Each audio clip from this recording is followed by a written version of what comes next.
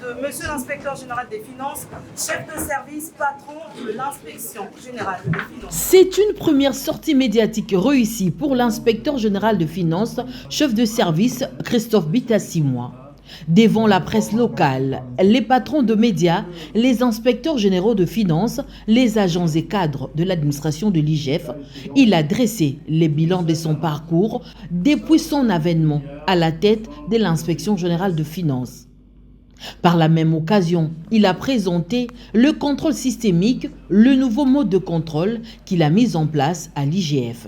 Le contrôle systémique est un contrôle permanent, à temps réel, interconnecté et analytique, centré sur la traçabilité, la cohérence et la performance des systèmes de gestion publique. De par ses caractéristiques, il est préventif, permet donc de détecter les défaillances avant les pertes, les fraudes, l'évasion et le gaspillage. Il est numérique, s'appuie sur l'interconnexion des systèmes informatiques de tout genre, fiscaux, douaniers et marchés publics, etc.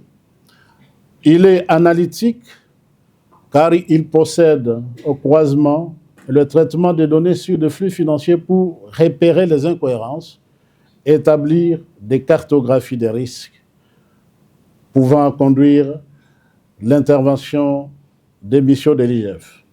Ce contrôle est structurant.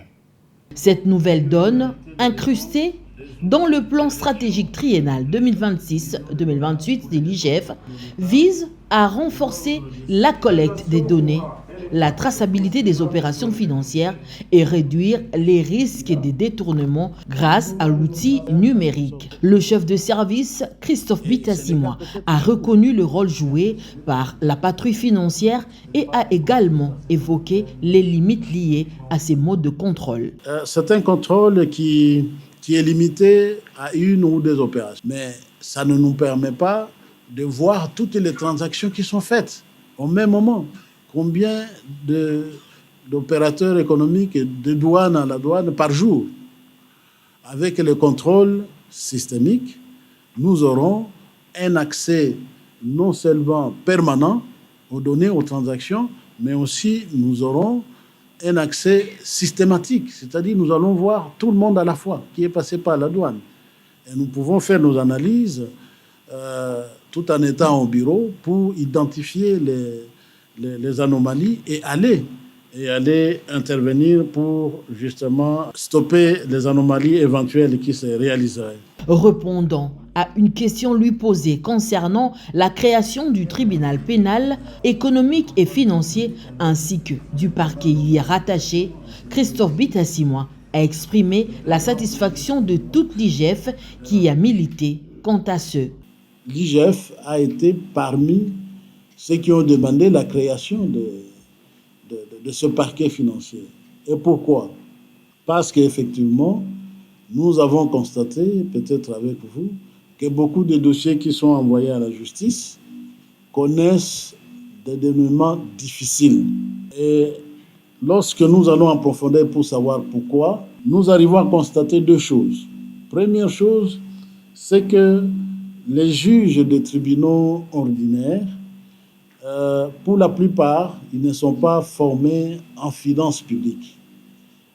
Certaines choses que nous expliquons, ils n'arrivent pas à appréhender ces notions de finances publiques. Et deuxième chose, c'est la difficulté du code pénal. Dans le code pénal, il n'y a rien qui peut être condamné qui n'est pas prévu expressément dans le code pénal. Alors, le juge, quand bien même il comprend ce que nous disons, mais lorsqu'il voit les articles du code pénal, il dit, mais ce que vous dites là n'est pas prévu, donc ce n'est pas une infraction. Il considère que c'est une banale faute de gestion. Et la personne est disculpée.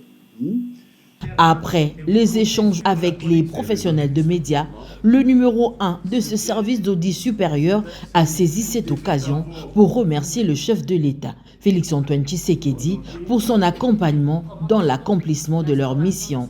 L'inspection générale des finances, rassurez-vous, poursuivra avec fermeté, méthode de responsabilité, sa mission de protection des finances et biens publics au service exclusif de la République.